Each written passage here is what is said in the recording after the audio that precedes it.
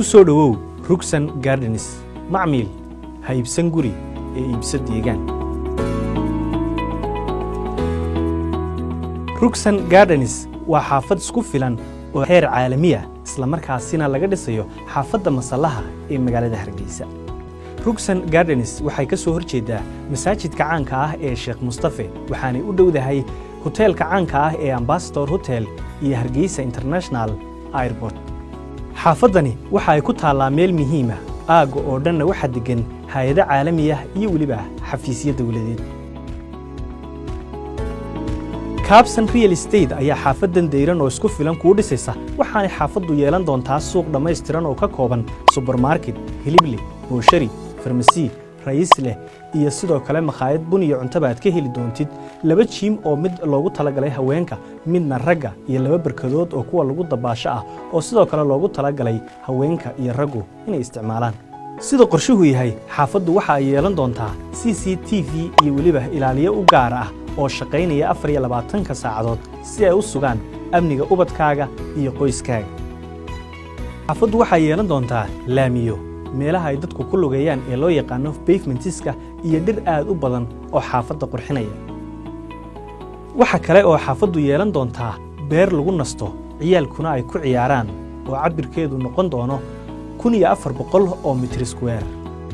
geesta kalena xaafaddu waxa ay yeelan doontaa iskuul arday badan qaadaya iyadoo oo masaajidka Sheekh Mustafana aad ku gaari doontid 2 minute oo kaliya. sida qorshuhu yahay dhammaan adeegyada tamarta iyo biyaha waxa ay noqon doonaan kuwa dhexe iyadoo oo gurigaaga lagu xidhi doono mitir si aad ula socotid isticmaalkaaga. guryaha xaafaddu waxay u dhisan yihiin qaab casri ah oo heer caalami ah qalabka galaya waa heer sare. guryaha xaafaddu waa 2 nooc G1 iyo G2 ama hal dabaq iyo 2 dabaq. guriga G1 waxa uu ka kooban yahay 6 qol oo jiif ah iyo 6 musqulood. qol kastaana waxa uu leeyahay musqul u gaar ah marka laga reebo 2 hal musqul wadaagaya. qol kasta waxa uu leeyahay kabadh lagu dhisay gidaarka oo raacaya oo loo yaqaan fitted cupboards. qolalka oo dhan waa waasac ugu yaraan waxa dhigan kartaa sariiraha laba jibaaran. qolka hurdada ee loogu talagalay waalidiinta aad ayuu u weyn yahay waxaana u dheer balkoon waasac ah. kitchadu waa 2 qaybood qaybtii cuntada ee loo yaqaan breakfast kitchen iyo qaybta cuntada lagu karinayay waxaanay lahaan doontaa kabadh casri ah oo heer sare ah. gurigu waxa uu lahaan doonaa fadhi weyn oo waasac ah oo haysta qaybta cuntada iyo waliba albaabku geynaya beerta. qolkan iftiin badan ayuu helayaa waxaanad ka faa'iideysan doontaa meel dhexe oo waasac ah oo lagu nasto lounge.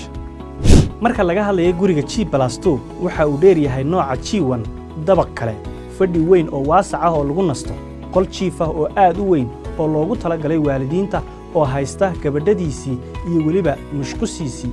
qolkaasi waxa uu leeyahay albaab gaar ah oo toos ku geynaya dusha sare ee guriga. gurigu wuxuu yeelan doonaa 2 gaari gal martidaaduna meel ay baabuurta dhigtaan xaafadda way ka heli doonaan. marka dhinaca ganacsiga laga eego xaafadda Masallaha qiimaha dhulkeedu in badan ayuu kobcay sanadihii ugu dambeeyay. gurigaagana sidaan qiyaasnay ugu yaraan qiimihiisu 10% ayuu kobci doonaa dhowr sanadood gudahood. kira ahaana xaafaddu waa mid ka mid ah xaafadaha ugu kirada fiican sidaas darteed sicir fiican ayaad gurigaaga u heli kartaa. gurigan iyo deegaankanu waa hanti aad maal gashatay waa guri iyo deegaan aad ku nasan doontid farxad badanna adiga iyo qoyskaagu aad ku heli doontaan. mashruucan waxa maalgeliyay Dar es Salaam Bank wixii faahfaahina kala xiriir Kaabsan Real Estate.